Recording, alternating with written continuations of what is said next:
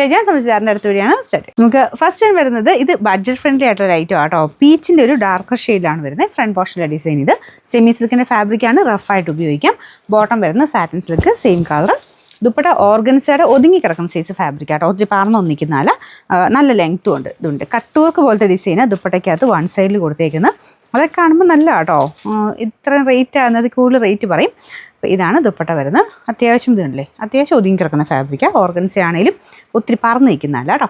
ഇതിൻ്റെ നമ്പർ വരുന്നത് AH309, rate 599 രൂപയുള്ളൂ. 500. നെക്സ്റ്റ് വരുന്നത് ഗ്രീൻ കളറാണ്. നല്ല കോമ്പിനേഷൻ ആട്ടോ. ഗ്രീൻ്റെ ഒരു നീൻ പിങ്കിൻ്റെ കോമ്പിനേഷനാണ് കൊടുത്തേക്കുന്നത്. ഒത്തിരി റേറ്റിൻ്റെ ഒന്നുമല്ല, നോർമൽ രീതിയിൽ ഉപയോഗിക്കാൻ വേണ്ടി വരുന്ന ഐറ്റമാണ്. ഒരു 46, 47 ഒക്കെ അടുത്ത് ലെങ്ത്ത് കിട്ടും. ബോട്ടം വരുന്നത് satin silk, same green colour. Number AH312, rate 599. അടുത്ത് വരുന്നത് ലാവൻഡർ ഷെയ്ഡാട്ടോ. ഇതും നല്ല ഭംഗിയുണ്ട്. ദുപ്പട്ട ഓർഗൻസ ആണെങ്കിലും നന്നായിട്ട് ഒതുങ്ങി കിടക്കും. അത്യാവശ്യം ലെങ്ത്തും കാര്യങ്ങളൊക്കെ ഉള്ള ഐറ്റം തന്നെയാണ്. ഡെയിലി വെയർ ആയിട്ട് ഉപയോഗിക്കുന്നവർക്ക് വേണ്ടി വരുന്ന ഐറ്റം ആട്ടോ. ഒത്തിരി കൂടിയ ഫാബ്രിക് അല്ല.